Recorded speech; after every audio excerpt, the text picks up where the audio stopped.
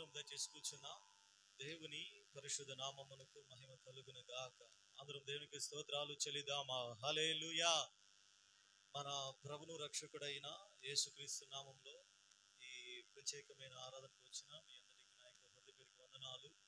దేవుడు మిమ్మల్ని మీ కుటుంబాన్ని దీవించును గాక. దేవుడు మనల్ని మన కుటుంబాన్ని గడిచిన కాలం అంతా కాపాడి భద్రపరిచి సజీవ లెక్కలో ఉంచి మరొక ఆదివారం ఈ రీతిగా దేవుని మందిరంలో దేవుని ప్రజలతో కలిసి ఇంతవరకు మన పాటల ద్వారా ప్రార్థనల ద్వారా దేవుని యొక్క నామాన్ని మహింపరిచాము. మీ ఎదుట నిలవబడి దేవుని యొక్క వాక్యాన్ని అందించడానికి అత్యల్పమైన నాకు దేవుడు ఇచ్చిన అవకాశం బట్టి అందరూ సరే దేవునికి స్తోత్రాలు చెల్లిదామా. హల్లెలూయా. సమస్తమైన మహిమ ఘనత ప్రభావములు మన యేసయ్యకే చెల్లును గాక. ఇంతవరకు ప్రసాదంతో చక్కగా తనకి ఇవ్వబడిన సమయంలో కొన్ని మాటలు మనకి తెలియచేశారు. మనం ఏ రీతిగా దేవుని ఎదుట జీవించాలి. యెహెజ్కేలు గ్రంథం 47వ అధ్యాయము. యెహెజ్కేలు గ్రంథము 47వ అధ్యాయము మొదటి వచనాన్ని దయచేసి చదివి సహాయం చేయండి. యెహెజ్కేలు గ్రంథము 47వ అధ్యాయం మొదటి వచనం. అతడు మందిరపు గుమ్మమునకు నన్ను తోడుకొని వచ్చెను. మందిరము తూర్పు ముఖముగా ఉండెను. నేను చూడగా మందిరపు గడప క్రింద నుండి నీళ్లు ఉబికి తూర్పుగా పారుచుండెను. ఆ నీళ్లు బలిపీఠమునకు దక్షిణముగా మందిరపు కుడి పక్కన క్రింద నుండి పారుచుండెను. చాలు. యాక్చువల్గా ఈ లేఖన భాగం 1 నుంచి 12 వరకు చదవాలి. కాబట్టి ఈరోజు మనం దీని మీదే మనం ధ్యానించుకొని పోతున్నాం. దానికంటే ముందుగా గడిచిన వారంలో మనము ఏ వాక్యం విన్నాం గుర్తుందా?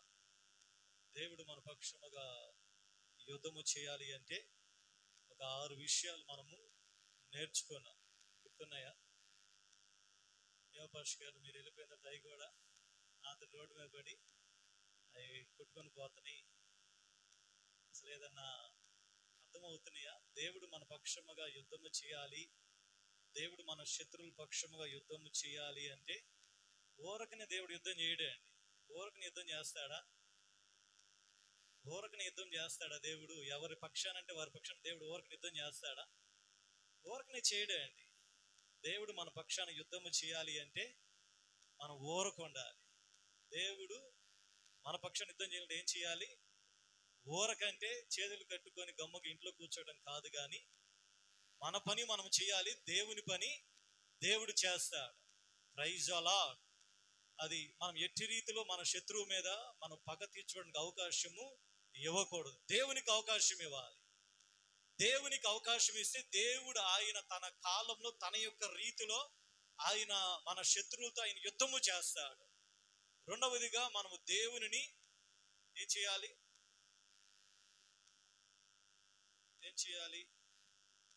మొదటిది ఊరకనే ఉండాలి. రెండవదిగా మన జీవితంలో ఉన్న శాపగ్రస్తమైన వాటిని మనము దూరం చేసుకోవాలి. ఇశ్రాయేలు ప్రజలు హాయి పట్టణం మీదకి వెళ్ళినప్పుడు వాళ్ళకి అపజయం వచ్చింది. చిన్న పట్టణమే, చిన్నదే, కానీ వాళ్ళు అపజయాలు పాలవుతున్నారు. వాళ్ళకి అర్థం కాల. ఆ ముందు అధ్యాయంలో ఎరికో పట్టణం చాలా పెద్దది, కానీ దానికి వాళ్ళకి గొప్ప విజయం వచ్చింది. దేవుడే వారి పక్షాన యుద్ధం చేసి ఎరికో పట్టణాలను కూల్చాడు. కానీ ఇక్కడికి వచ్చేసరికి చిన్నదైనా వాళ్ళు జయించలేకపోతున్నారు. కారణం ఏంటంటే దేవుడు లేడు, దేవుడు వారి యుద్ధములో లేడు.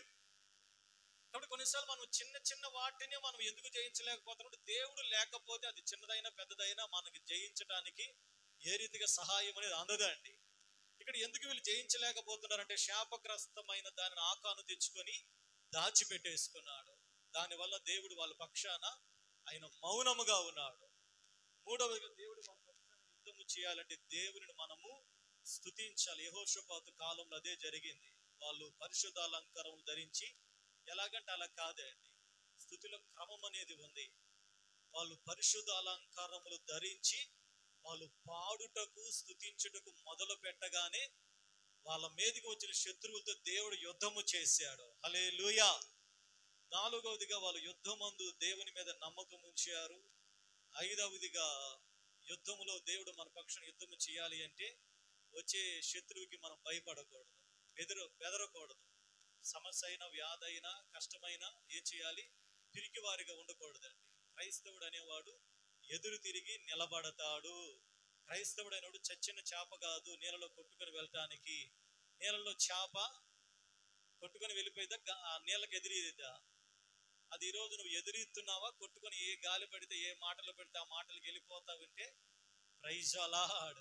దేవుడు నిలబడ్డండి. ఎవరైతే ఎదురీస్తారో లోకానికి, ఈ ఈ లోక సంబంధం వాటికి ఎదురీస్తారో వారి పక్షాన దేవుడు నిలబడతాడు. ఆరవదిగా పోయిన వారు చెప్పలేదు, దేవుణ్ణి ప్రేమించాలి. హల్లెలూయా, హల్లెలూయా.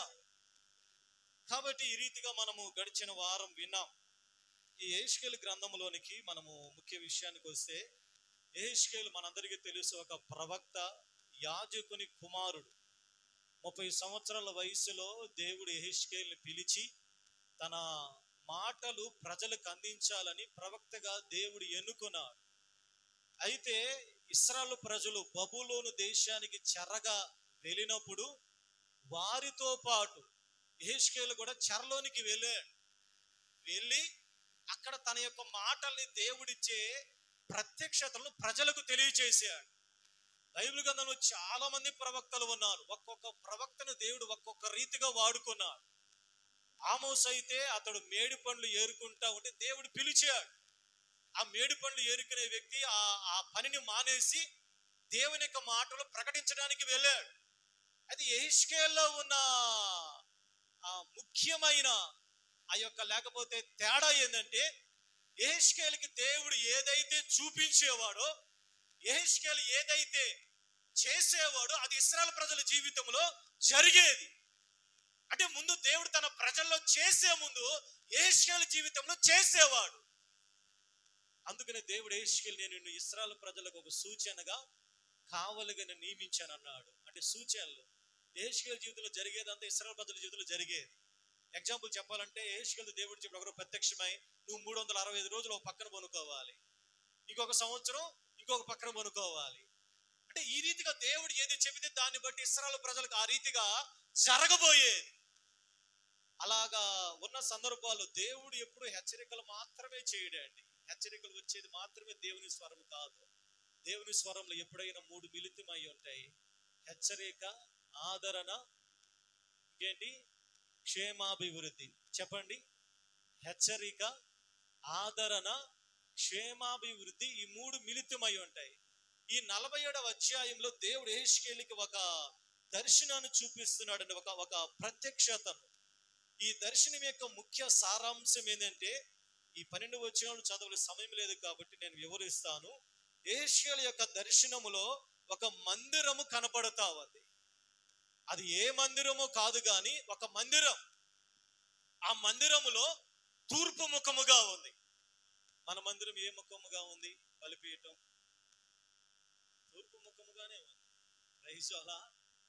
అందుకని అందరూ బైబిల్ గ్రంథం, ఈ వాస్తులు కాదు కానీ చాలా మంది మనలాగే ఇటుపక్కే బలిపీఠాన్ని పెట్టుకుంటారు. అది ఎలాగ పెట్టుకోవాలో మనకే తెలియదు కానీ చాలా మంది అంటుంటారు. కానీ ఇక్కడ దేవుడు యెహెజ్కేలు కూడా మందిరము తూర్పు ముఖముగా ఉండేను, నేను చూడగా మందిరపు గడప క్రింద నుండి నీళ్లు ఊపికి తూర్పుగా పారుచుండేను, ఆ నీళ్లు బలిపీఠమునకు దక్షిణముగా మందిరపు కుడి పక్కన క్రింద నుండి పారుచుండే. ఇక్కడ యెహెజ్కేలుకి దర్శనములు ఏం కనపడతా ఉందంటే, ఒక మందిరములో ఉన్న బలిపీఠం క్రింద నుంచి ఒక నీరు ప్రవహిస్తా ఉంది. అయితే దేవుడు యెహెజ్కేలుని ఆ మందిరం నుంచి మరలా బయటికి తీసుకెళ్లి చుట్టూరు త్రిప్పి ఆ నీళ్లు ఎక్కడికి వెళుతున్నాయో అక్కడికి నడిపిస్తున్నాడు. ఆ నడిపించే దేవుని దూత 1000 మూరలు కొలిచాడు. యెహెజ్కేలు నడిచాడు. ఆ వెళ్ళే కొన్ని ఏమి జరుగుతుందంటే, ఆ నది మొదటగా చీలమండల లోతులో ఉంది. చీలమండల అంటే మన పాదముల లోతు. ఇంకొక 1000 మూరలు కొలిచాడు. యెహెజ్కేలు నడిచాడు. మరలా నీళ్లు పెరుగుతా ఉన్నాయి. అక్కడికి వెళ్ళేసరికి మోకాల లోతు వచ్చేసింది. ఇంకొక 1000 మూరలు కొలిచాడు దేవుని దూత. వెళ్ళే కొన్ని నీళ్లు మొలల లోతు అనగా నడుము దగ్గర ఉన్న లోతులకు వచ్చేసింది. ఇంకొంచెం 1000 మూరలు కొలవంగాల్ని అక్కడ ఈదలేనంత విస్తారమైన నది కనపడతా ఉంది. Praise the Lord. ఇప్పుడు యెహెజ్కేలు మరలా దేవుడు మరలా ఎక్కడి నుంచి తెచ్చాడో అక్కడికి తీసుకొని వచ్చి ఈ నది ఎక్కడికి వెళ్తుందో ఒక్కసారి దర్శనం చూపించాడు. అయితే ఈ నది వెళ్ళిన చోట 4 కార్యాలు జరుగుతున్నాయండి. అయ్యేంటి మనం చదువుకుందాం. 9వ వచనం చదవండి. వడిగా పారు ఈ నది వచ్చు. పై వచనంలో ఈ సముద్రపు 8వ వచనం చదవండి. అప్పుడు ఆయన నాతో ఇట్లా, నేను ఈ నీళ్లు ఉబికి తూర్పుగా ఉన్న ప్రదేశమునకు పారి అరాబాలోనికి దిగి సముద్రములో పడును. అప్పుడు సముద్రపు నీళ్లు మంచి నీళ్ళు అగును. ఈ నది వెళ్ళిన చోటలా జరిగే కార్యాలు.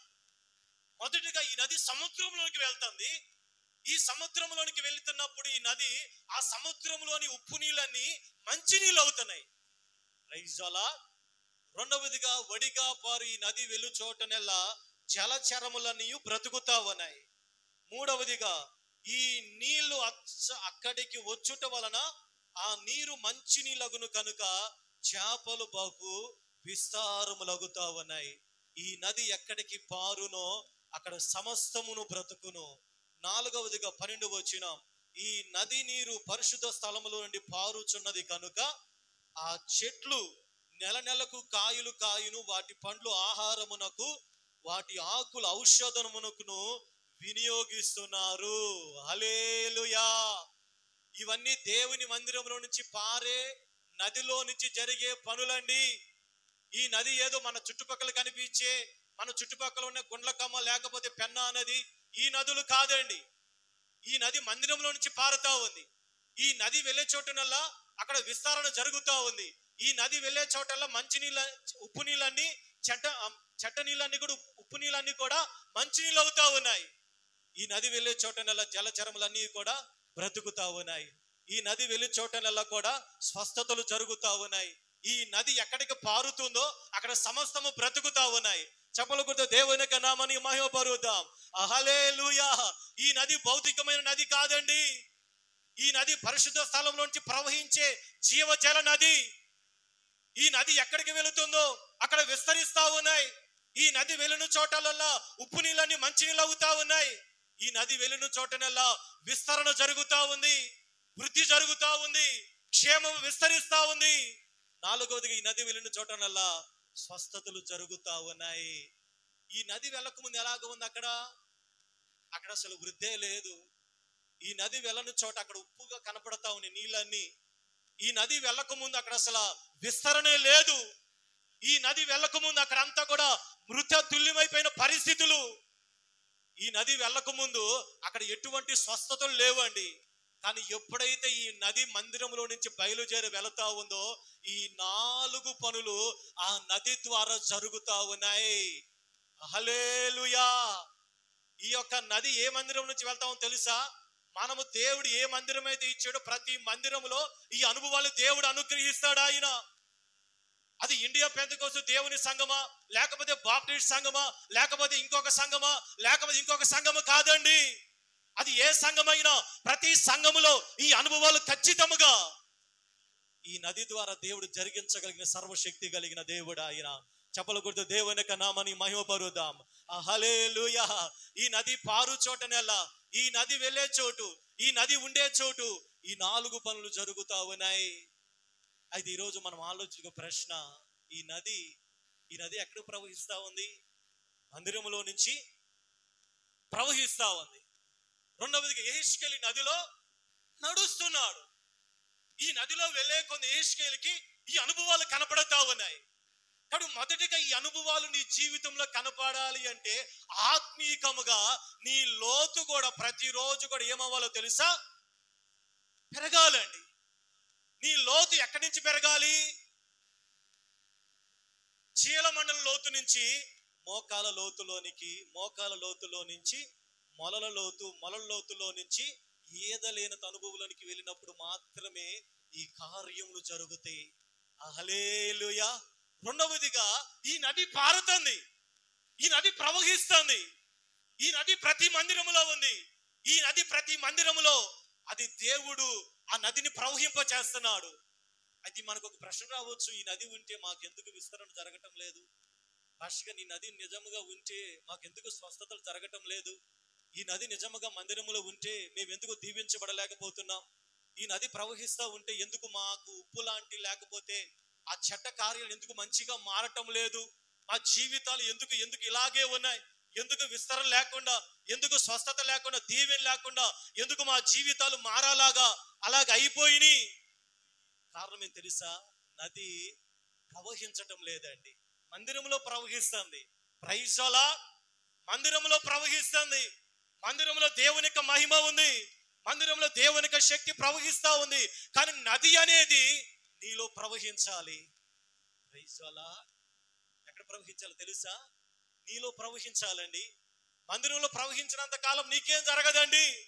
ఆ నది నీలోకి ఎప్పుడైతే వస్తుందో, వడిగా పారే నది నీ లోపలికి ఎప్పుడైతే వస్తుందో, ఈ 4 విషయాలు ఖచ్చితంగా జరుగుతాయి అమ్మా. అయితే నీలో నది ప్రవహిస్తుందా? నది ప్రవహించటానికి నువ్వు అవకాశం ఇవ్వాలి.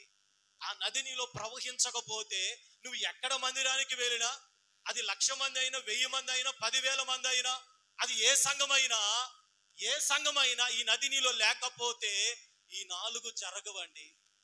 ఏమేంటి చెప్పండి? మొదటిగా అక్కడ ఏం జరుగుతున్నట్టు విస్తారం అవుతా ఉన్నాయి. ఉప్పు నీళ్ళన్నీ మంచి నీళ్ళు అవుతా ఉన్నాయి. 4వదిగా జలచరములన్నీ కూడా బ్రతుకుతా ఉన్నాయి. జీవము కలుగుతా ఉంది. మృత్యు తుల్యమైపోయిన పరిస్థితులన్నీ కూడా జీవము కలుగుతా ఉంది. 4వదిగా స్వస్థత కలుగుతా ఉన్నాయి. హల్లెలూయా. ధైర్యముగా దేవుని సాక్ష్యము చెప్పగలమా? పాస్టర్ గారండి, దేవుని మందిరానికి వచ్చిన తర్వాత మా జీవితాల్లో, మా కుటుంబాల్లో ఈ 4 జరుగుతా ఉన్నాయి. ఇదిగో ఈ నది ప్రవహిస్తా ఉంది. వడిగా ఈ నది ఎక్కడికి పారునో అక్కడ సమస్తము బ్రతుకుతా ఉన్నాయి. దేవుని ధైర్యంగా సాక్ష్యం చెప్పగలమా? ఈ 4 జరుగుతున్నాయని. జరుగుతున్నాయా? జరగటం లేదా? ఎక్కడో నది బ్లాక్ అయ్యింది. ఈ చాలకు నీళ్లు పెట్టేటప్పుడు మాకు ఒకప్పుడు ఒక మాగాడు ఉండేది, 1.5 ఎకరం. మా నాన్న బ్రతికున్నప్పుడు ఆ చిన్న కాలువ ఒకటి ఉండేది. ఆ పైవాడు కాలువలో నీళ్లు వదులుతూ ఒక సమయం చెప్పేవాడు. ఆ సమయం కొరకు వేచి చూస్తా, ఆ నీళ్లు ఎప్పుడప్పుడు వస్తాయి చూస్తా ఉండేవాళ్ళం. కొన్నిసార్లు వాడు వదిలేనని చెప్పినా ఆ నీళ్లు వచ్చేవి కాదు. వాడేమన్నాడంటే, ఖచ్చితంగా నీళ్ళు వదిలేం చూడండి ఎక్కడో, నీళ్లు వదిలేం ఎక్కడో చూడండి అనేవాడు. మేమేం చేసాం, ఆ కాలువ అంచు పట్టుకుంటూ పోతే ఎక్కడో గడ్డి, మట్టి, ఇవన్నీ కూడా రాళ్ళు అడ్డుపడేవి. అప్పుడు ఏం చేసేవాళ్ళంటే అవన్నీ తొలగించుకుంటే ఆ నీళ్లు వచ్చి పొలాల్లో పడేయండి. Praise the Lord. అవి ఎప్పుడైతే అడ్డంకి లేకపోతే అవి తొలగించినప్పుడు ఆ నీళ్లు వడిగా ప్రవహించి ఒకేసారి వచ్చి పొలాల్లో పడే. కాబట్టి ఈరోజు నది ఉంది, నది లేదని చెప్పటం లేదు. అది ఏ సంఘమైనా, ఏ మందిరమైనా, ఇక్కడ పర్టికులర్ గా మందిర పేరు వాడలేదు. ఒకవేళ మందిర పేరు వాడింటే అక్కడికి అందరూ వెళ్ళేవాళ్ళు. దేవుడి మందిర పేరు రాయలేదండి. దేవుడికి అన్ని సంఘాలు కూడా ఆయన దృష్టిలో ఒకటే. Praise the Lord. ఆయన దృష్టిలో అన్ని సంఘాలు ఒకటే. అన్ని సంఘాలు నది ప్రవహిస్తా ఉంది. అయితే ఈ నది నీలో ప్రవహించకుండా ఏ ఆటంకములు అయితే ఉన్నాయో అవి ఈ రోజు నువ్వు తొలగించుకుంటేనే తప్ప ఆ నది అక్కడే ఉంటే నువ్వు ఎన్ని సంవత్సరాల మందిరానికి వచ్చినా ఈ 4 జరగవండి. కాబట్టి ఈరోజు నా ప్రార్థన, నా యొక్క భారం ఏంటంటే మన సంఘ ప్రజల్లో ఈ నది ప్రవహించును గాక, ఈ నది పొంగి పొర్లును గాక. ఆమేన్ చెప్పండి అమ్మా. కూడా చెప్పలేదు. అసలు ఎక్కడికో ఆత్మీయ జీవితంలో ఎక్కడికో వెళ్ళిపోయారండి. నాకు అంకుల్ సృహ కోల్పోయారండి, కోమాలోకి వెళ్ళిపోయారు. మాకెందుకు లేని ఈ నదిలో మురక్కలు, మాకెందుకు పరిచయం, కమ్మగా ఒక 2 ముక్కలు చెబితే ఇంటికి వెళ్ళి 3వ ముక్క తింటాము అన్నట్టుగా చూస్తున్నారు. కాబట్టి మీ జీవితంలో నది ప్రవహించాలి. నది ప్రవహించకుండా ఏదైతే ఆటంకం ఉన్నదో ఈరోజు దేవుని యొక్క వాక్య వెలుగులో అవి తీసివేసుకోగలిగితే ఆ నది మీలో ప్రవహిస్తే మీరు ఎక్కడ ఉన్నా, మీరు ఇంటిలో ఉన్నా, ఉద్యోగంలో ఉన్నా, మీరు వ్యాపారంలో ఉన్నా, మీరు దీవించబడతారు, మీరు ఆరోగ్యముగా ఉంటారు, మీరు విస్తరిస్తారు. మీ జీవితాలు అవి వెలుగుమయముగా మార్చబడతాయి. పరిస్థితులు రావచ్చు, మారాలంటే పరిస్థితులు రావచ్చు, కానీ నది ఎదుట ఏది కూడా నిలవనేరజారదు. వడిగా పారే నది ఎదుట ఏ ఉప్పు నీళ్ళే మంచి నీళ్ళుగా మారితే ఈ నది మీలో ఉంటే పరిస్థితులు మార్చబడలేవా? నది ఎలా పారుతుందంట? వడిగా పారు ఈ నది వచ్చు చోటనెల్లా జలచరములన్నీ బ్రతుకును. Praise the lord. కాబట్టి ఈరోజు మీ శరీరంలో ఈ నది ప్రవహించును గాక. మీ యొక్క ఆత్మీయ జీవితంలో ఈ నది ప్రవహించును గాక. కాబట్టి మొదటిగా మన ఆత్మీయ జీవితంలో నది ప్రవహించకుండా చేసే మొదటి కార్యము 2వ రాజుల గ్రంథం 5వ అధ్యాయంలోనికి రండి. 2వ రాజుల గ్రంథము 5వ అధ్యాయం. ఇక్కడ ఎలీషా కాలములో మనకు తెలిసిన లేఖన భాగములే. ఎలీషా కాలములో సిరియా రాజు దగ్గర ఉన్న సైన్యాధిపతి నయమాన్, ఈ నయమానికి కుష్టు రోగం వచ్చిందండి. ఎన్నో దగ్గర తిరిగాడు, ఎవరు కూడా ఇతనికి స్వస్థపరచలేకపోయారు. కానీ సిరియా రాజు ఇంట్లో ఇశ్రాయేలు దేశం నుంచి బానిసగా తెచ్చుకున్న ఒక చిన్న పిల్ల నయమానికి ఒక సువార్త చెప్పింది. ఏమనంటే, అయ్యా, నేను ఇశ్రాయేల్ దేశం నుంచి వచ్చాను, నేను మీ ఇంట్లో పని పిల్లగా ఉన్నాను, నీకు కుష్ఠరోగం తగ్గాలి అంటే నువ్వు ఖచ్చితంగా మా దేశానికి వెళ్ళు, మా దేశానికి వెళ్తే అక్కడ నువ్వు ఖచ్చితంగా బాగవుతావు. వెంటనే నయమాన్ ఏం చేశాడంటే, సిరియా రాజు యొక్క అనుమతితోటి ఆ ఇశ్రాయేల్ ఉత్తరం పంపించాడు. అయ్యా, మా దేశంలో పలానా సైన్యాధిపతి, అతని పేరు నయమాను, అతనికి కుష్ఠరోగం వచ్చింది, ఖచ్చితంగా మీ దేశంలో ఎవరు వైద్యుడు ఉన్నాడంట, కాబట్టి అతన్ని స్వస్థపరచడానికి మీరు అవకాశం ఇవ్వండి అంటే ఇశ్రాయేల్ రాజు బట్టలు చించుకొని ఇతడు కావాలని యుద్ధానికి ఏదో కావాలని ఉత్తరాలు రాశాడని చెప్పి దిగులు పడిపోతా ఉన్నప్పుడు ఎలీషాకి ఇది వినపడి, అయ్యా, నువ్వెందుకు భయపడుతున్నావు, ఆ నయమాను నా దగ్గరికి రమ్మని చెప్పు. ఇశ్రాయేల్ రాజు కబురు పెట్టాడు, ఆ నయమాన్ని ఎలీషా దగ్గరికి వెళ్ళమని చెప్పు. ఎలీషా దగ్గరికి ఇప్పుడు నయమాను గుర్రములతోనూ రథములతోనూ వచ్చి ఎలీషా ఇంటి వాకిట నిలబడ్డాడండి. Praise the Lord. అంటే ఎలీషా దర్శనానికి వచ్చాడండి నయమాను వచ్చినప్పుడు వెంటనే ఎలీషా తన దగ్గర ఉన్న పరిచారకుడు ఒక కబురు పంపాడు. ఆ కబురు ఏంటంటే, వెంటనే నయమాను వెళ్ళి యోర్దాను నదిలో 7 మార్లు మునగమని చెప్పు, అతడు ఖచ్చితంగా శుద్ధుడవుతాడు. దానికి నయమానికి చాలా కోపం వచ్చిందండి. చాలా కోపం వచ్చేసి దైవజనుడి మీద చాలా ఏం చేశాడు తెలుసు? అక్కడ ఇప్పుడు రండి, 2వ రాజుల గ్రంథము 5వ అధ్యాయము. ఎలీషా, నీవు యోర్దాను నదికి పోయి 7 మార్లు స్నానము చేయుము, నీ ఒళ్ళు మరలా బాగై నువ్వు శుద్ధుడు వగుదును అతనితో చెప్పుటకు ఒక దూతను పంపాను. మంచిదే చెప్పాడండి, వాస్తవమే చెప్పాడు. అతనికి సరైన మాటే చెప్పాడు. ఎలీషా చెప్పిన మాటల్లో ఏదైనా తప్పు ఉన్నదా? పలకరా? ఉందా? ఏది లేదండి, వచ్చేసింది. నిజంగా అసలు ఏ ప్రయాస కూడా పడ, ఉపవాసం కూడా లేడండి. అసలు ఏది వేడుకోవాలా? ఎలీషా ముందుకు కూడా వెళ్ళలా. అసలు స్పీడ్గా ఎంత వర్తమానం స్పీడ్గా వచ్చింది తెలుసా? ఏమి చేయమని చెప్పలా. టీవీ స్పాన్సర్ చేయమని చెప్పలేదు, లేకపోతే ఇంకోటి చేయమని చెప్పలేదు. ఎలీషా ద్వారా దేవుడు ప్రేరేపించి ఆ యొక్క నయమానికి చెప్పాడు, నువ్వు యోర్దాను నదికి వెళ్ళి 7 మార్లు స్నానం చేయి, నువ్వు శుద్ధుడు అయిపోతావు. Praise the Lord. కానీ ఇక్కడ నయమాన్లో ఈ స్వస్థత పొందుకోకుండా అహం అనేది అడ్డుపడుతుందండి. అహం అంటే తెలుసు కదమ్మా. అహం అంటే ఏమంటారు మన భాషలో? ఇంగ్లీష్లో ఇగో అంటారు, లేకపోతే అహం అంటే అది ప్రైడ్నెస్. దానికి చాలా పర్యాయ పదాలు ఉన్నాయి. తన జీవితంలో ఏదో ఒక ఫీలింగ్ అనమాట, తను హెచ్చించుకోవటం, అది అడ్డుపడుతుందండి. వచ్చాడు దైవజనుడు, సరిగ్గానే ఉత్తరం ఇచ్చాడు, కానీ తనలో ఒక అహం అనేది ఆ నది ప్రవహించకుండా అడ్డుపడుతుంది.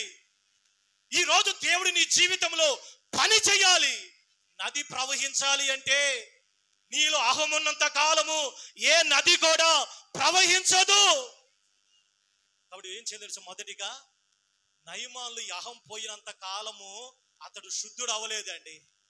ఎప్పుడైతే ఆ అహాన్ని పోగొట్టుకున్నాడో అతడు చిన్న పిల్లవాని వలె మార్చబడ్డాడు. హల్లెలూయా.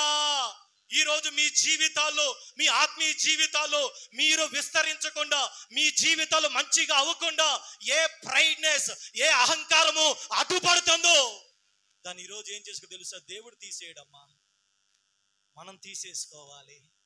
నది అక్కడే ఉందమ్మా, నది అక్కడే, నీ నీ వాకిటే అక్కడ ఉంది నది.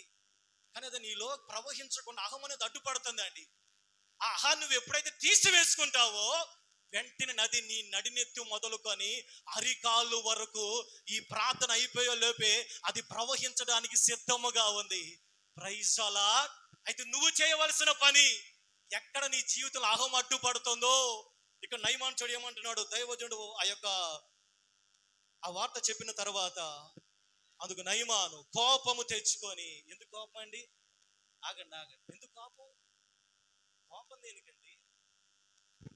నయమాను కోపం దేనికి? కోపం ఎందుకు వచ్చింది? ఎలీషా ఏదైనా తప్పు చేశాడా? ఏదైనా రాంగ్ చేశాడా? కానీ తనలో వచ్చిన ఏదో కోపం ఎందుకు వచ్చిందంటే, కోపము తెచ్చుకొని తిరిగిపోయి ఇట్లా నేను అతడు నా యొద్దకు వచ్చి నిలిచి తన దేవుడైన యెహోవా నామమును బట్టి తన చెయ్యి రోగముగా ఉన్న స్థలము మీద ఆడించి,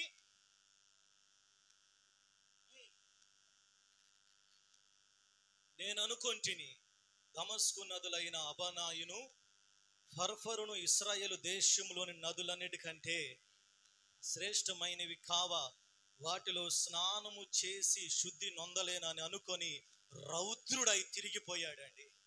తిరిగి వెళ్ళిపోయాడు. అచ్చోని ఎంత అహంకారము పెళ్ళు ఉప్పుకుతుందో. ఇంత అహంకారం ఉన్న వ్యక్తిలో దేవుని నది ప్రవహిస్తుందా?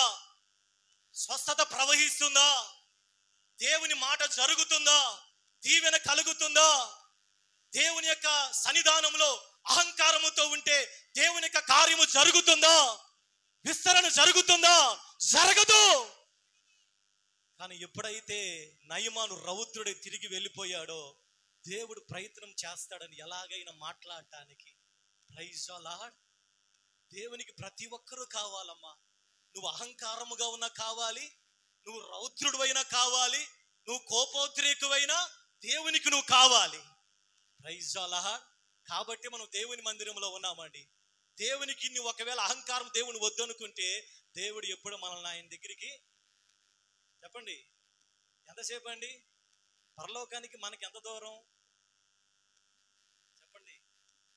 ఇందాక అంకుల్ చెబుతున్న వాళ్ళ ఫ్రెండ్ గురించి నాకు అనిపించింది, పరలోకానికి మనకి ఎంత దూరం చెప్పండి అమ్మా. నాకెందుకు ఆ ప్రశ్న వచ్చింది, పరలోకానికి నీకు ఎంత దూరం? ఎంత దూరం?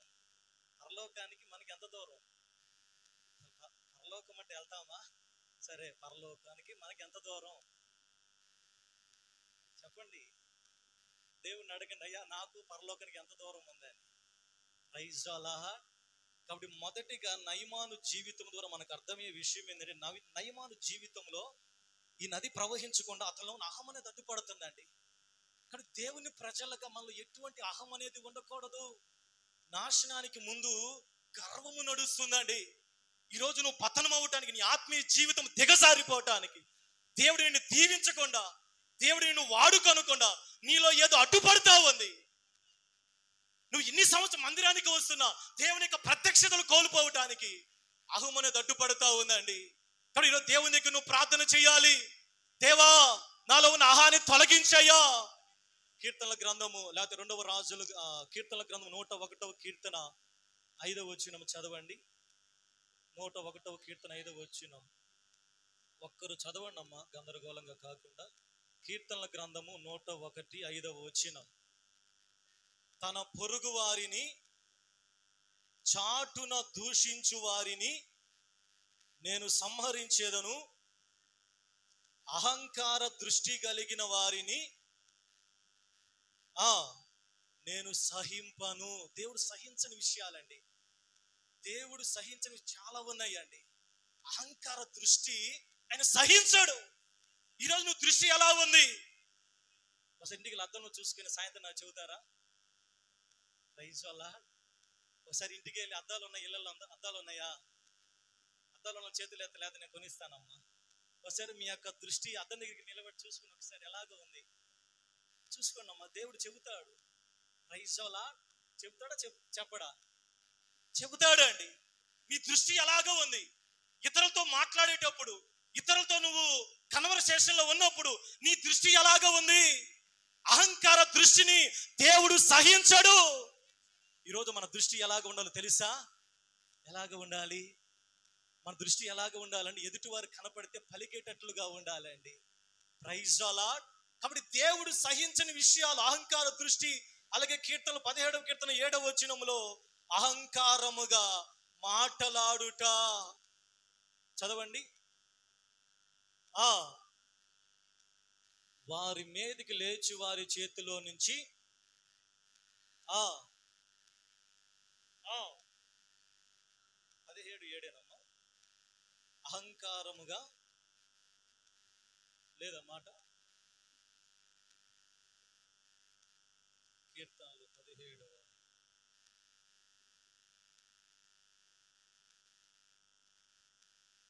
క్షమించండి, సామెతలు 17వ అధ్యాయం 7వ వచనంలో అహంకారముగా మాటలాడుట బుద్ధి లేని వానికి తగదు. కాబట్టి మన యొక్క క్రైస్తవులు మనమండి, దేవుని ప్రజలం. మన మాట ఎలాగ, మన దృష్టి ఎలాగ ఉండాలి? యేసు ప్రభువు ఆయన ఎలాగ చూశాడు, ఆయన ఎలాగ మాట్లాడాడు. ఈరోజు మన మాట ఎలాగ ఉంది?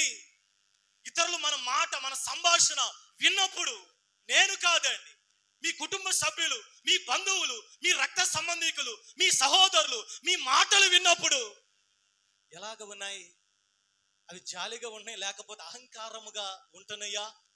నయమాను జీవితంలో నది ప్రవహించకుండా అహంకారం అనేది అడ్డుపడుతూ ఉంది. ఈరోజు దేవుడు మిమ్మల్ని దీవించాలని అనుకుంటున్నాడు, దేవుడు మిమ్మల్ని స్వస్థపరచాలని అనుకుంటున్నాడు, దేవుడు మిమ్మల్ని విస్తరించాలని అనుకుంటున్నాడు, దేవుడు మీ చెడ్డ కార్యములన్నీ, ఆ ఉప్పు నీళ్ళన్నీ మంచినీళ్ళగా మార్చాలని అనుకుంటున్నాడు ఆయన. హల్లెలూయా. కానీ ఆ నది ప్రవహించకుండా అహం అనే ఆ యొక్క గడ్డి అడ్డుపడతా ఉంది. ఈరోజు మీ జీవితాల్లో, మీ మాటలలో, మీ దృష్టిలో అహంకారము ఉన్నంత కాలము మీరు ఎన్ని మందిరాలు తిరిగినా ప్రైజ్ ద లార్డ్ అది అక్కడే ఉండిద్దాం ఆ రోగం. Praise the lord. ఒక్కసారి ఆ గడ్డిని తీసి చూడండి. దేవుని దగ్గర ఒప్పుకొని, దేవా ఏ అహమైతే నాలో అడ్డుపడుతుందో, ఈ నయమాన్ దగ్గరికి వస్తే అతను వెళ్ళిపోయాడు. కానీ వెంటనే పనివాడిలో నుంచి దేవుడు మాట్లాడుతున్నాడండి. నయమాను దేవుడు ఎంత ఎక్కువగా ప్రేమించాడు చూడండి. నయమానుతో, తన పనివానితో మాట్లాడుతున్నాడు. పిలిచయ్యా, ఆ ప్రవక్త ఏదైనా ఒక గొప్ప కార్యము చేస్తే ఒకవేళ డబ్బులు అడిగితే నువ్వు ఇవ్వవా? అతను ఏదైనా, లేకపోతే ఏదైనా పని చెబితే చెయ్యవా? అతను ఏది అడగలేదు కదా.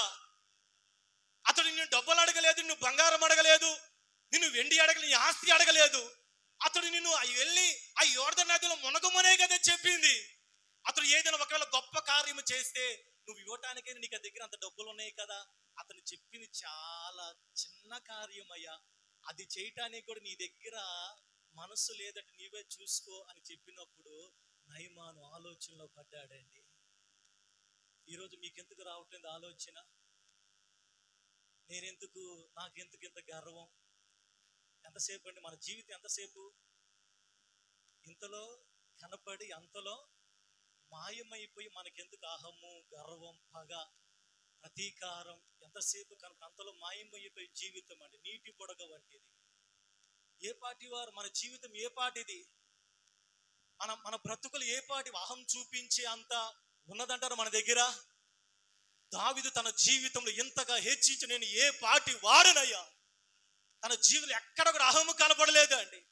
అందుకనే దావీదుని అంతకంతకు దేవుడు వర్ధిల్ల చేస్తున్నాడు. హల్లెలూయా. ఈరోజు ఈ నది ఎక్కడ ఉంటుందో, ఈ నది ఎక్కడికి పారుతుందో అక్కడ వర్ధిల్లడం జరుగుతుంది. ఈ రోజు నీ కుటుంబంలో దైవజనుడిగా నేను ప్రకటిస్తుండగా ఏ నది ప్రవహించకుండా నీ జీవితంలో అడ్డుపడుతుందో అహం అనేది తొలగిపోవును గాక, అహంకారము దూరమగును గాక. మన దృష్టిలో, మన మాటలో, మన ప్రవర్తనలో ఉన్న అహంకారము ఇప్పుడే నశించును గాక. అది ఎప్పుడైతే పోతుందో నీవే నీ జీవితంలో కల్లారో చూస్తావు, దేవుని కార్యాన్ని చూస్తావు. నీలో అహమున్నంత కాలము నది ప్రవహించదు, నది అక్కడే ఉంటుంది. కాబట్టి ఈరోజు ప్రియ దేవుని సంగమ వేడుక దైవజనుడిగా అన్నీ ఉన్న ఆకు ఏం చేస్తుందంట? ఏమీ లేని ఆకు. మనం ఏ ఆకులుగా ఉంటున్నాం చెప్పండి అమ్మా? అన్నీ ఉన్న ఆకుగా ఉందామా, ఏమీ లేని ఆకుగా ఉందామా? ఎదిగిన కొద్దీ వదగాలండి. కాబట్టి ఈ నది మన టైటిల్, ఈ నది పారుచో, ఈ నది ఎక్కడికి వెళ్ళునో అక్కడ సమస్తమును బ్రతుకును. Praise the lord. ఇది రిపీట్ చేసి రోజుకు 10 సార్లు పలకండి. ఈ నది ఎక్కడికి పారునో అక్కడ సమస్తమును బ్రతుకును. ఈ నది ఎక్కడికి వెళ్ళునో అక్కడ స్వస్థత కలుగును. ఈ నది ఎక్కడికి వెళ్ళునో అక్కడ విస్తరణ జరుగును. ఈ నది ఎక్కడికి వెళ్ళునో అక్కడ జలచరములను బ్రతుకును. ఈ నది ఎక్కడికి వెళ్ళునో అక్కడ దీవెన కలుగును. ఈ నది ఎక్కడైతే ఉండునో అక్కడ దేవుని యొక్క కార్యములు సమృద్ధిగా జరుగును. Praise the Lord. హల్లెలూయా. కాబట్టి ప్రియ దేవుని సంఘం ఆలోచించదు. బైబిల్ ఎంతో మంది నెబుకద్నెజరు గర్వించాడు, కానీ దేవుడు గర్వాన్ని అణిచాడండి. ఒక 7 సంవత్సరాలు ఆ నది ప్రవహించడానికి దేవుడు అవకాశం ఇచ్చాడు. కాబట్టి ఈరోజు మన జీవితాల్లో ఎటువంటి గర్వము లేకుండా, ఎటువంటి అహంకారము లేకుండా దేవుని సన్నిధానం నది ప్రవహించును వారముగా మనం ఉండాలి. ఎండిపోయిన నదిలా కాదండి, ఎండిపోయిన జీవితాలా కాదు. నది ప్రవహించినప్పుడు ఎంత చక్కగా ఉంటుంది ఆ జీవితాలు. క్రమముగా మన మాటలో క్రమం ఉంటుంది, మన దృష్టిలో క్రమం ఉంటుంది, మన యొక్క ప్రవర్తనలో క్రమం ఉంటుంది. ఒకవేళ నది ప్రవహించకపోతే, ఈ నది మనలో ఉండకపోతే మనం ఎండిపోయిన నదుల్లాగా ఉంటామండి. కాబట్టి ఇక్కడ నయమాను ఆ పనివాడు చెప్పినది చేసి ఏం జరిగిందో తెలుసా? 13వ వచనం చదవండి. అయితే అతని దాసుల్లో ఒకడు వచ్చి, నాయనా, ఆ ప్రవక్త ఏదైనా ఒక గొప్ప కార్యము చేయమని నియమించిన ఎడల నువ్వు చేయకుందువా? అయితే స్నానము చేసి శుద్ధుడు కమ్మన్న మాట దానికంటే మేలు కాదా అని చెప్పినప్పుడు అతడు పోయి దైవజనుడు చెప్పినట్లు యోర్దను నదిలో 7 మార్లు మునగగా అతని దేహము పసిపిల్ల దేహము వలె అయిపోయింది. హల్లెలూయా, హల్లెలూయా. ఇప్పుడు శుద్ధుడయ్యాడు, నది ప్రవహిస్తా ఉంది.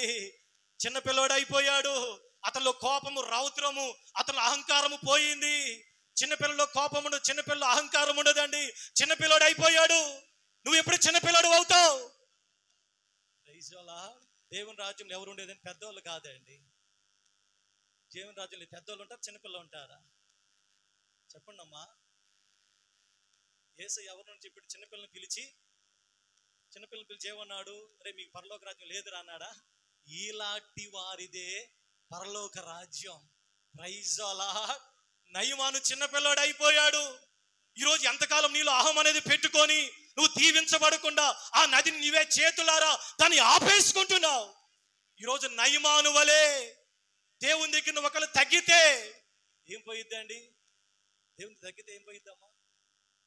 ఒక తగ్గితే ఏం పోయిద్ది చెప్పండి? ఏమైనా అయిద్దా? దేవుని తగ్గితే తన్ను తాను తగ్గించుకునేవాడు 1 కోటి రూపాయలు, 1,00,000 రూపాయలు బాగుట్టుకుంటాడా? తను తాను తగ్గించుకునేవాడు రోగాలు పాలవుతాడా? తను తాను తగ్గించుకునేవాడికి ఏం ఉండవా? అది లోక సంబంధంగా అండి. దేవుని సంబంధముగా తన్ను తాను తగ్గించుకునేవాడు హెచ్చించబడును. హల్లెలూయా. దేవుడు అహంకారులు ఎదిరించి దీనులకు కృపను అనుగ్రహించగలిగిన దేవుడు ఆయన. నీ ప్రజల నెమ్మదికై రాజాజ్ఞ మార్చింది నీవేనని అహమును అణచి అదముల చేసిన నీకు నీ ప్రజల నెమ్మదికై రాజాజ్ఞ అహమును అణచి అధికారులను అదముల చేసిన నీకు అసాధ్యమైనది ఏమున్నది? అసాధ్యమైనది ఏమున్నది? అసాధ్యమైనది ఏమున్నది? అసాధ్యమైనది ఏమున్నది? యూదా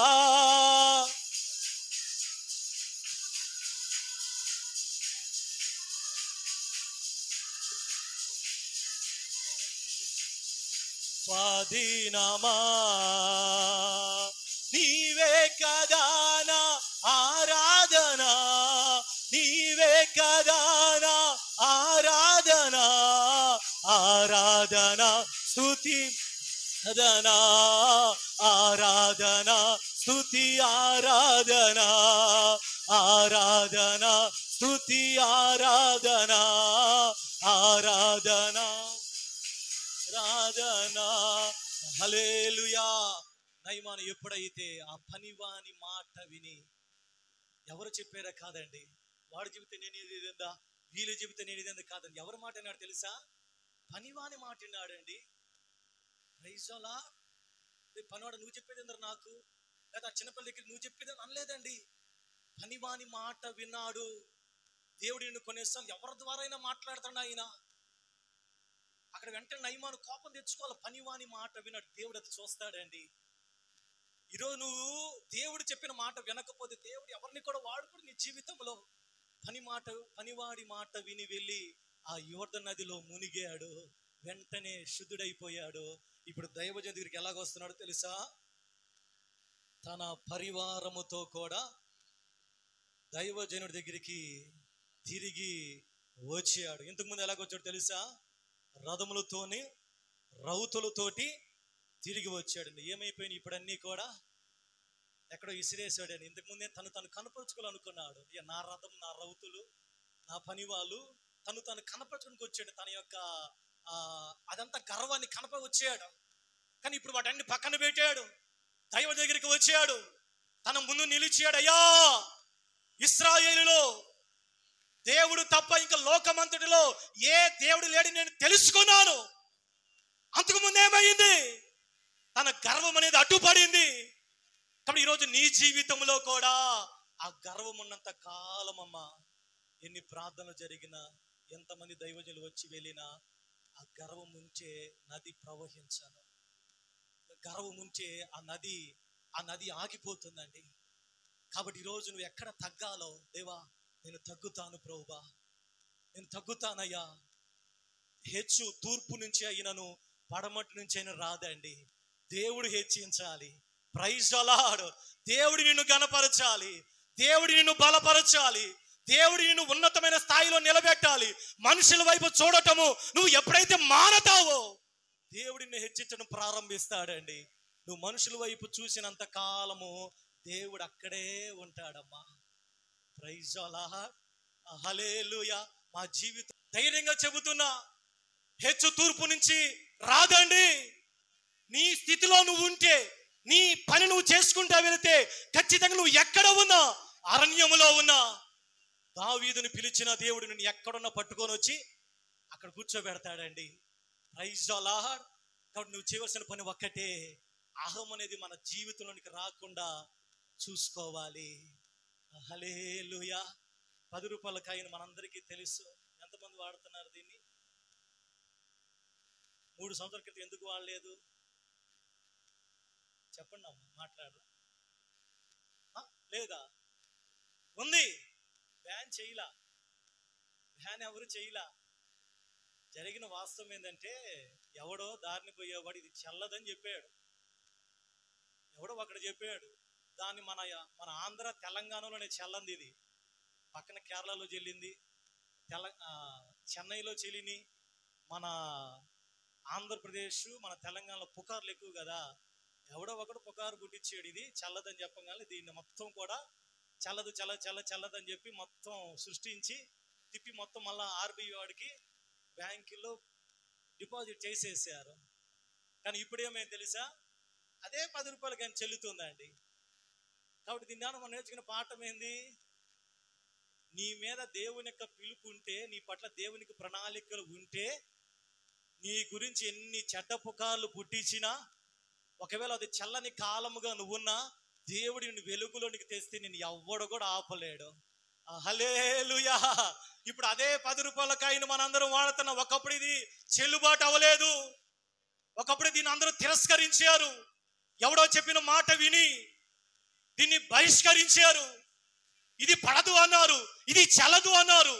ఎవరైతే చల్లదు అన్నారో ఇప్పుడు అందరూ సైలెంట్ గా దాన్ని వాడుకలను తెచ్చి వాడుకుంటా ఉన్నారండి. Praise the lord. కారణం ఇదే, దీని మీద ఉన్న ముద్ర అంత పవర్ఫుల్. దేవుడు నేను పేరు పెట్టి పిలిస్తే మనుషులను అణచివేసిన, మోషని అణచివేశారు. నువ్వెవరవయ్యా? నువ్వెవడు మా మీద అధికారిక తీర్పరికి నిన్నెవడు పెట్టింది? అని అన్నారండి అపోస్తల కార్యాల గ్రంథంలో. వాళ్ళు అన్నదానికి దేవుడు మరలా వారి ఎదుటి నాయకుడిగా నియమించాడు. యెఫ్తాని, నువ్వు యేసు కుమారుడు, మాతో నీకేం పని అని అన్నారు. ఒక సమయం వచ్చింది, చెల్లుబాటు అవ్వల యెఫ్తా.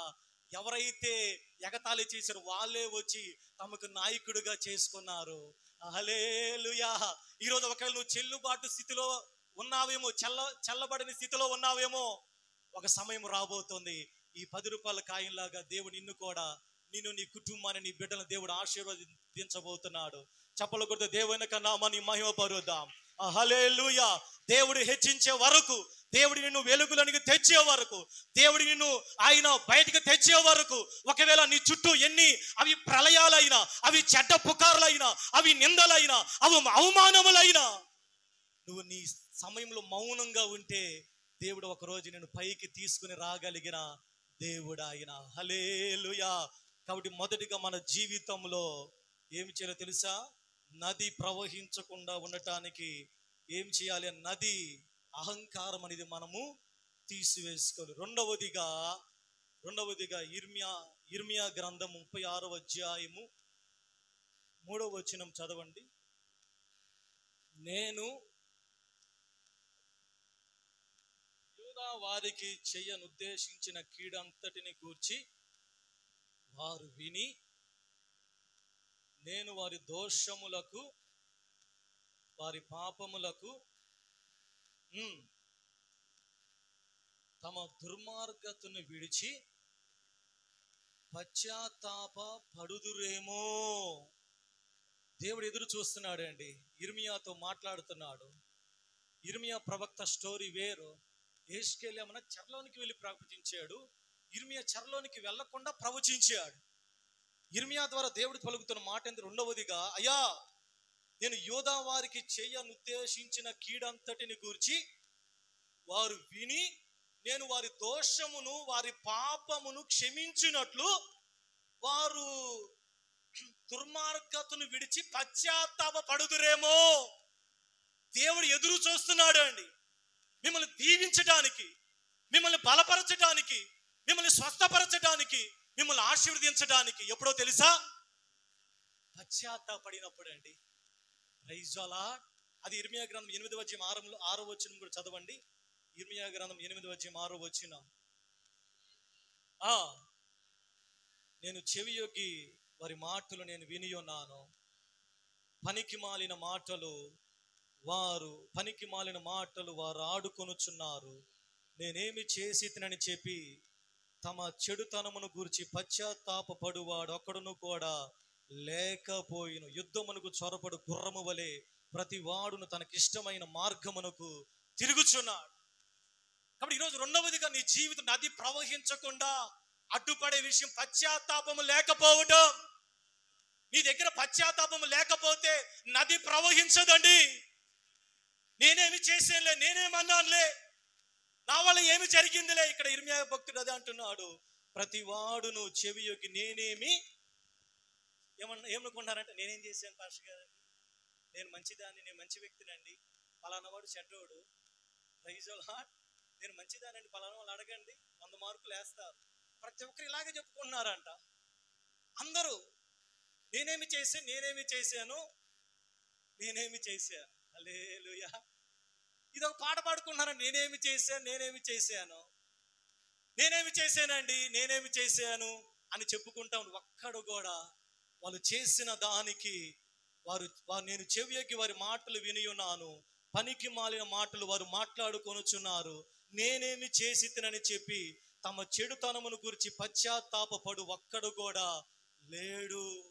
ఈరోజు క్రైస్తవులుగా నీలో ఉండవలసిన రెండవ లక్షణము, లేకపోతే ఆ నది ప్రవహించకుండా నీలో అడ్డుపడుతున్న విషయము పశ్చాత్తాపం లేకపోవటం అండి. ఈరోజు మీరు పశ్చాత్తాపడుతున్నారా? పశ్చాత్తాపానికి మించిన ప్రాయశ్చిత్తము లేదు. మీ మాటలకి, మీ ప్రవర్తనకి, మీ ఆలోచనలకి, మీరు చేసిన వాటికి. ఇందాక అంకుల్ అన్నాడు కదా, దేవుడు మిమ్మల్ని గద్దిస్తున్నాడా? ఒక్కరు కూడా నేను చూశాను, చేయత్తలేదండి. దేవుడు గద్దించడం లేదా? దేవుడు గద్దించడం లేదనుకుంటే నిజంగా మన దేవుని ఆత్మ పని చేయటం లేదండి. మనం శనివారం 3 వారాల వాక్యం విన్నాం. యెహోవా మనం ఎట్టి ఆత్మ కలిగిన వారమో మనము పరిశీలన చేసుకోవాలి. దేవుడు గద్దిస్తేనే నిజంగా నువ్వు ధన్యుడివి. ఎందుకంటే దేవుని వాక్యం అదే ఉంది, యెహోవా గద్దించు నరుడు ధన్యుడు. నీకు అసలు గద్దింపు హెచ్చరింపు ఏది లేదనుకోండి, వైజాలా నువ్వు ఒక్కసారి సరి చేసుకోవాలండి. నువ్వు ఇప్పుడు ఒంగోలు వెళ్తా ఉన్నావు, మార్గ మధ్యంలో హెచ్చరికలు వస్తాయి తెలుసా? ఎక్కడంత స్పీడ్ వెళ్ళాలి, ఎక్కడ స్పీడ్ బ్రేకర్స్ ఉన్నాయి, ఎక్కడ టోల్ గేట్, ఇవన్నీ కూడా హెచ్చరికలు దేనికో తెలుసా? నీ ప్రయాణము అది సాఫీగా వెళ్ళటానికి. నువ్వు ఈ చాలల్లో పడి వెళ్ళండి, హెచ్చరికలు వస్తాయా? హెచ్చరికలు ఉంటాయా? ఏ బోర్డులు ఉండవండి. కారణం తెలుసా? నువ్వు వెళ్ళే మార్గమే సరైనది కాదు. నీకు దేవుని దగ్గర నుంచి హెచ్చరికలు వస్తున్నాయి. నీకు దైవజనులు లేకపోతే దేవుడు నీతో మాట్లాడుతున్నాడు. నీకు హెచ్చరికలు అందుతూ ఉన్నాయి, నీకు ప్రత్యక్షతలు కలుగుతూ ఉన్నాయి. నిజమే, నీలో దేవుని ఆత్మ పని చేస్తుంది, నీ పక్కనల గురించి కాదండి. ఇదొకటి బయలుదేరుతున్నాడు దుష్టుడు. మళ్ళా మన గురించి దేవుడు చెప్పడు, కానీ మన పక్కన గురించి, సంఘం గురించి అన్ని చూపిస్తాడండి దేవుడు. మన బతుకును అసలు అది నాకు అర్థం కావటం లేదండి. ఎవడు బతుకును వాడు చూపించట్లేదండి. అంచె దినాల్లో పక్కన వాళ్ళ బతుకులు మనం చూస్తా ఉన్నాం. నాకు అర్థం కాని విషయం అది. నేను దేవుని దగ్గర అడుగుతూ ఉంటా. నిజంగా దేవుని ఆత్మ బయలుదేరుతూ ముందు దేవుడు మనదిలోది మనకు చూపిస్తాడండి. మన పక్కన చూపిస్తాడు దేవుడు కాదని ఎప్పుడు నమ్మవాకండి. దైవజనుగా చెబుతున్నాను, నీ కంటిలో ఉన్న, చెప్పండి ఏమన్నాడు యేసయ్య? నీ కంటిలో ఉన్న దూలమును అది ప్రైజలా. కాబట్టి నీలో ఇక్కడ ఇర్మియా అంటున్నాడు, ప్రతి వాడు కూడా నేనేమి చేశానయ్యా, కాదు నది కాదు, పశ్చాత్తాప పడతారేమోనని ఆయన ఎదురు చూస్తా ఉన్నాడమ్మా. నువ్వు ఎప్పుడైతే పశ్చాత్తాపడదు వెంటనే ఆ నదిని ప్రవహించడానికి ఈరోజు క్రైస్తవుడిని చెప్పుకుంటున్నావు, మందిరానికి వస్తున్నావు, పశ్చాత్తాపం ఉందా? దేవుని గద్దింపుకి లోబడుతున్నామా? ఇంకెంతకాలం తప్పించుకొని తిరుగుతాం? నేనేమి చేశానని ముసలమ్మ ముచ్చట్లు, ఆ కబుర్లు ఈ కబుర్లు. నీ వట్టికి ఏమే కానీ జరుగుతున్న పరిస్థితులకి నాకే చాలా భయం వేస్తా ఉంది. ఎక్కడ వాళ్ళు అక్కడ చనిపోయి యుద్ధాలు జరుగుతూ ఉన్నాయి. దేశం మీదకి దేశం, ఎవరికి కూడా పశ్చాత్తాపం ఇవేమీ లేదండి. ఇంకా పగలు ద్వేషాలు, ఇంకా ఇది ఆ మాటలు ఈ మాటలు. రోజు రోజుకి భక్తిహీనులు అయిపోతున్నాము. కానీ పశ్చాత్తాపడాలి, నేను రక్షణ పొందాలి, నేను ఆత్మవరములతో నింపబడాలి, నేను ప్రయోజనకరముగా ఉండాలి, నేను దేవునికి అందుబాటులో ఉండాలి, నేను దేవుని చిత్తము చెయ్యాలి, దేవుని దగ్గరికి ఆత్మ ఫలము నాకు కావాలయ్యా. ఆ ప్రార్థనలో భారము కనబడటం లేదండి, పశ్చాత్తాపం కనబడటం లేదు. ఈరోజు మన ప్రార్థనలు శంకర ప్రార్థనలుగా మార్చబడాలి. పరిసైన ప్రార్థన మన నుంచి దూరమగాలి. కాబట్టి రెండవదిగా దేవుడు అంటున్నాడు, పశ్చాత్తాపము లేని చోట దేవుని నది ప్రవహించదు. దావీదు పాపము చేసి అదే అన్నాడండి, నేనేమి చేశాను అన్నాడు. దేవుడు నాతాను పంపించాడు, అతను చెప్పించాడు. దేవుడు కొన్నిసార్లు ఆయన ప్రేమగానే చెబుతాడు, ఎప్పుడు కూడా ఆయన డైరెక్ట్ గా శిక్షించేవాడు కాదండి. నయమాన్ చాలా తెలివి కథ చెప్పాడు. ఒక ఊర్లో ఒక ధనవంతుడు, ఒక పేదవాడు ఉన్నాడు. ధనవంతుని దగ్గర 4 గొర్రెలు ఉన్నాయి, పేదవాడి దగ్గర 1 గొర్రె ఉంది. ధనవంతుని ఇంటికి బంధువులు వచ్చారు. అయితే ధనవంతుడు ఏం చేశాడంటే తన గొర్రెల్ని అట్టి పెట్టుకొని ఆ దరిద్రుడైన పేదవాడి దగ్గర ఉన్న గొర్రెని తెచ్చి దాన్ని వధించి పెట్టాడంట. వెంటనే దావీదు బల్లగుద్ది, ఎవడ్రా వాడు ఆ గొర్రెకి 4 గొర్రెలు ఇవ్వాలి, తనకు తెలియకుండా తీర్పు చెప్పేసాడండి. వెంటనే నాతాను అన్నాడు, చేయి చూపుతా, మనుష్యుడవు నీవే. దావీదు పలికిన మాటకి తను చేసిన దానికి 4 కుమారులు పోగొట్టుకున్నాడండి తెలుసా. ఇప్పుడు ఈరోజు దైవజనుల ద్వారా దేవుడు హెచ్చరిస్తున్నా, నువ్వు దానికి నీ మనస్సాక్షి చచ్చిపోయిందేమో. మనస్సాక్షి చచ్చిపోతే ఏ హెచ్చరికలు వినపడవండి, ఎన్నైనా చెప్పనివ్వండి. మనస్సాక్షి ఎక్కడ డెడ్ అయిపోయింది. ఇప్పుడు ఫోన్ ఆన్లో ఉంటేనే నీకు మెసేజ్లు వస్తాయండి, నీకు ఫోన్స్ వస్తాయి. ఫోన్ డెడ్ అయిపోయింది అనుకోండి, నీకు ఏది ఉండదు. ఎవరు ఫోన్ చేసిన అవతలకి ఫోన్ డెడ్ అయిపోయింది. నీ మనస్సాక్షి డెడ్ అయిపోయింది అనుకోండి, దేవుడు దైవజనుల ద్వారా ఎన్ని చెప్పినా సొలొమోన్ అదే అయిపోయింది. సొలొమోన్ ఒక్కనొక టైంలో బాగానే విన్నాడు దేవుని స్వరాన్ని, కానీ తను వృద్ధాకి వచ్చిన తన మనసు డెడ్ అయిపోయింది. దేవుడు మాట్లాడి పిలుస్తున్నా సొలొమోన్ అసలు వినే స్థితిలో లేడని దిగజారిపోయాడు. సొలొమోను తన తన తన జీవితం అంతా తన యొక్క భార్యలు సొలొమోనుకి హృదయాన్ని విగ్రహాల వైపు త్రిప్పేశారండి. 2 మార్లు దేవుడు ప్రత్యక్షమయ్యాడు, గిబియోనులో ప్రత్యక్షమైనట్లుగా. కానీ అప్పటికే సొలొమోను హృదయం ఏమైపోయిందంట, అది తన యొద్ద నుంచి వెళ్ళిపోయిందండి. దీపస్తంభం నీ దగ్గర ఉన్నంత సేపేనమ్మా, అది ఒక్కసారి తొలగించబడిందా, ఆ దీపస్తంభం ఉందా కాబట్టి మనకి హెచ్చరికలు వస్తా ఉన్నాయి. ఇప్పుడు చెప్పండి, హెచ్చరిక రావటం మంచిదా చెడ్డదా? గద్దింపు రావటం మంచిదా చెడ్డదా? Praise the lord. కాబట్టి ఏది వచ్చినా ఏది రాకపోయినా నీలో పశ్చాత్తాపం ఉంటే ఖచ్చితంగా నీలో నది ప్రవహిస్తున్నట్లే. తప్పిపోయాడు కుమారుడు, తన తండ్రి దగ్గర రావాల్సిన ఆస్తి అంతటిని తీసుకుని వెళ్ళిపోయాడు, దుర్వ్యాపారం చేశాడు, చెడ్డ తిరిగాడు. కానీ ఎప్పుడైతే తండ్రి మౌనంగా కూర్చున్నాడండి, తనలో ఎప్పుడైతే పశ్చాత్తాపం వస్తుందా, తండ్రి ఎదురు చూస్తున్నాడు. ఒకరోజు కుమారుడికి బుద్ధి వచ్చింది. Praise the lord. పశ్చాత్తాపం వచ్చిందండి. అయ్యో నేను అనవసరంగా తండ్రిని విడిచిపెట్టి తిరుగుతున్నాను, తండ్రి ఆస్తిని అంతా పాడు చేసుకున్నాను, నా తండ్రి దగ్గరికి వెళతాను అని ఎప్పుడైతే బుద్ధి వచ్చిందో తండ్రి యొక్క మనసులో కదలటం ప్రారంభం జరిగిందండి. ఇప్పుడు అప్పటిదాకా ఏమేమి తెలుసా, నది ఆపివేయబడింది. ఎప్పుడైతే కుమారుడు బయలుదేరి వెళ్ళాడో, లూకా సువార్తలో 15వ అధ్యాయం 20వ వచనంలో, తండ్రి పరిగెత్తుకుంటా వెళ్ళి మేడ మీద పడి ముద్దు పెట్టుకొని అతన్ని గట్టిగా కౌగిలించుకొని తను మరలా తన ఇంటికి తీసుకుని తను పోగొట్టుకువన్నీ ఇచ్చాడమ్మా. హల్లెలూయా. ఈరోజు మీ దగ్గర అదే పశ్చాత్తాపం ఉంటే మీరు పోగొట్టుకున్నవన్నీ దేవుడు తిరిగి అనుగ్రహిస్తాడు. మీరు పశ్చాత్తాపడి బుద్ధి కలిగి ఒకవేళ దేవుని మాటలు వినగలిగితే ఎక్కడ ఏ ఆత్మీయ లేకపోతే దైవికమైన ఆ పరలోకపు తండ్రికి దూరం అయ్యారో ఆయన దగ్గర పశ్చాత్తాపడి దావీదు అంటున్నాడు 2వ సమూయేలు గ్రంథం 12వ అధ్యాయములో, నేను పాపము చేసి తినని దావీదు నా తను అనగా అలాగే 50వ కీర్తన అంతా పశ్చాత్తాపంతో రాశాడండి. కాబట్టి రెండవదిగా పశ్చాత్తాపం ఉన్న చోట నది వడిగా ప్రవహిస్తుంది. పశ్చాత్తాపం ఉన్న చోట నది అడ్డగించబడదు. పశ్చాత్తాపం ఉన్న చోట కీర్తనలో 51వ కీర్తన 12వ వచనంలో 16వ వచనంలో విరిగి నలిగిన మనస్సే దేవునికి ఇష్టమైన బలియాగం. విరిగి నలిగిన మనసు ఎక్కడ ఉంటుందో అక్కడ నది ప్రవహిస్తూ ఉంటుంది. ఈరోజు నీ హృదయంలో పశ్చాత్తాపం ఉన్నదా? నువ్వు మాట్లాడిన మాటలకి, నువ్వు చేసిన ప్రవర్తనకి పశ్చాత్తాపం అనేది ఉన్నదా? పశ్చాత్తాపం లేకుండా ఇంకా కఠినమైపోయి నేనేం చేసేనులే, నేనేమి చేసి తప్పు కాదులే, యేసయ్య వచ్చిందాక అలాగే చెబితే సంఘం ఎత్తబడేది. ఆ కింద అంత్యక్రీస్తు పరిపాలన జరిగితే అంత్యక్రీస్తు దగ్గరికి వెళ్ళి నేనేం చేశాను అంత్యక్రీస్తా అంటే ఇక్కడే ఉండయ్యా, ఇదిగో నా ముద్ర 660 ముద్ర. అదే అప్పుడు మెలకు వచ్చింది అండి కొంతమందికి. అప్పుడు దాకా నేనేమి చేశాను. Praise the lord. ఇప్పుడేనండి, జీవం ఉన్నప్పుడే ఏమి చేశానో కాదు. దావీదు అంటున్నాడు, అయ్యా నన్ను పరిశోధించు, నన్ను పరీక్షించు, నీకు ఆయాసకరమైన మార్గము నా యందు ఉన్నదేమో ఒకసారి నన్ను పరిశోధించు నాయన. యోబు కూడా అదే అంటున్నాడు, అయ్యా నన్ను పరీక్షించు, నన్ను శోధించు నాయన. నేను శోధించిన తర్వాత నేను సువర్ణములాగా నేను మారుతానయ్యా. రాత్రి కూడా మనం విన్నాం, వ్యర్థమైన మన నుంచి దూరము చేసుకోవాలి. కానీ ఈరోజు రెండవదిగా నీలో పశ్చాత్తాపం ఉంటే నది ఇప్పుడే ప్రవహిస్తుందండి. హల్లెలూయా. మూడవదిగా సామెతల గ్రంథము, ఇది చెప్పుకొని ప్రార్థన చేసుకుందాం. 28వ అధ్యాయము 20వ వచనం చదవండి. నమ్మకమైన వానికి దీవెనలు మెండుగా కలుగును. చాలండి. మూడవదిగా నువ్వు దేవునికి ఎలా కనపడాలో తెలుసా? నమ్మకమైన వ్యక్తిగా కనపడాలి. దేవుడు నీకు ఇచ్చిన సమయంలో, దేవుడు నీకు ఇచ్చిన ధనం విషయంలో, దేవుడు నీకు ఇచ్చిన అది ఏదైనా నువ్వు నమ్మకముగా ఉంటున్నావా? దేవుడు మిమ్మల్ని అడుగుతున్నాడు ప్రశ్న.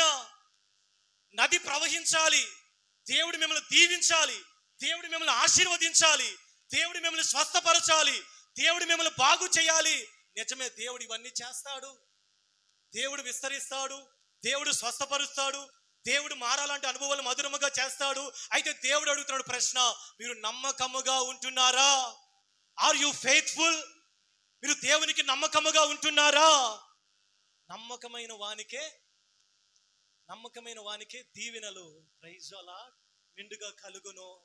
నువ్వు నమ్మకము లేకపోతే ఆ నది అక్కడే ఉంటుందమ్మా, ఆ నది ప్రవహించదండి. మూడవదిగా నువ్వు దేవునికి నమ్మకముగా ఉండాలి. నీ యొక్క వ్యక్తిగత జీవితంలో, నీ ప్రార్థన జీవితంలో, దేవుడు నీకు ఇచ్చిన ధనం విషయంలో, సమయం విషయంలో, దేవుడు నీకు ఇచ్చిన ఏదైనా నువ్వు దేవునికి నమ్మకముగా కనపరుచుకోవాలండి. దేవుడు మోషేకు సాక్ష్యం ఇస్తున్నాడు, మోషే నా ఇల్లంతటిలో కూడా నమ్మకమైన వాడు. హల్లెలూయా. ఈరోజు నేను కాదు, నీ సహోదరులు కాదు, నీ కుటుంబ సభ్యులు కాదు, మన ప్రజలు ఒకవేళ మన ముందు పొగడవచ్చు, మన పక్కకెళ్ళి చెప్పండి అమ్మ మన గురించి ఈడా అని మన గురించి 10 మంది చెబుతారండి. పక్కన వాళ్ళ సాక్ష్యం ఇప్పుడు వినవాకండి, మన ముందు బాగానే చెబుతారు, పక్క వెళ్ళిపోయిన తర్వాత రామ లాంటిది ఇవి లాంటిది. దేవుడు చెప్పాలి నీ గురించి సాక్ష్యం.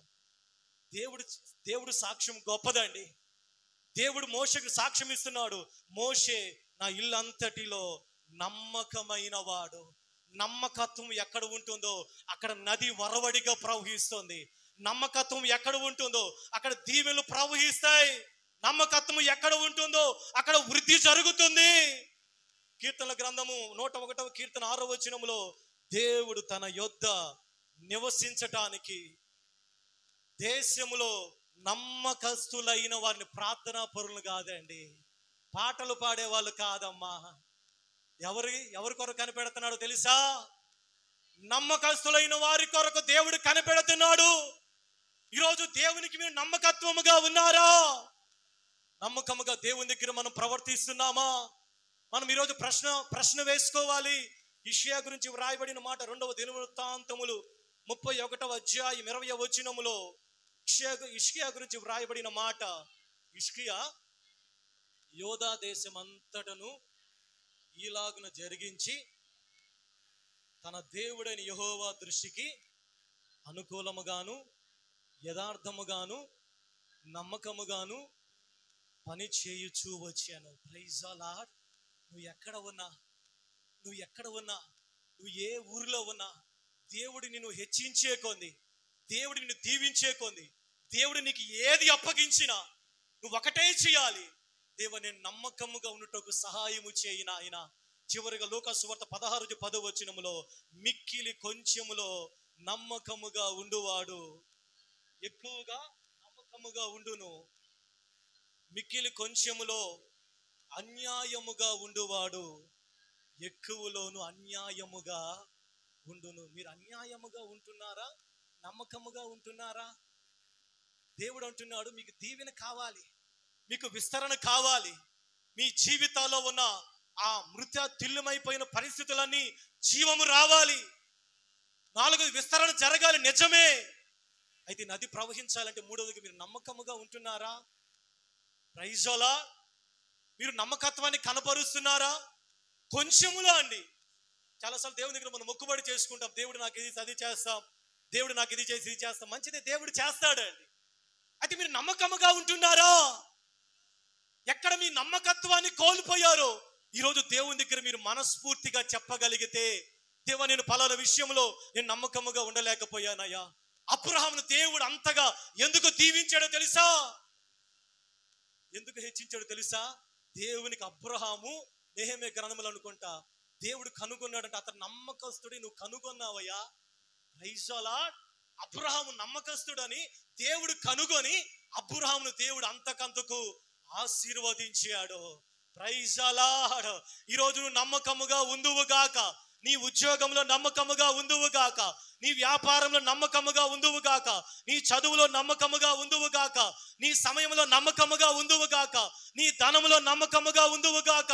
నువ్వు ఎక్కడ ఉన్నా నమ్మకస్తురాలిగా నమ్మకస్తుడిగా నువ్వు వ్యాపించుదువుగాక.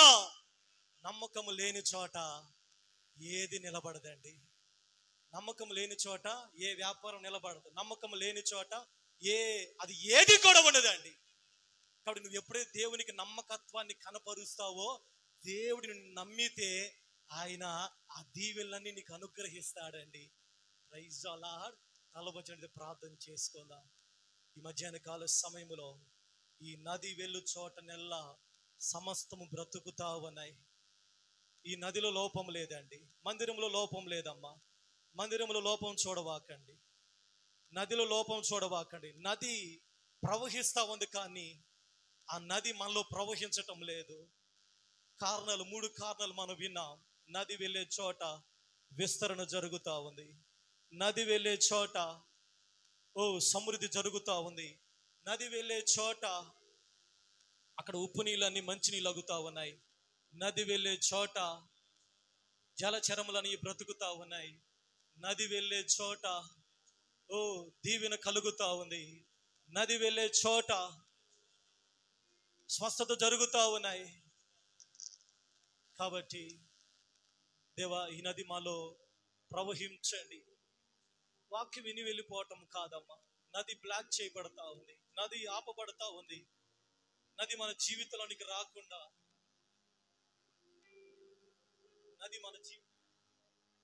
నది మన జీవితంలోనికి రాకుండా ఏదో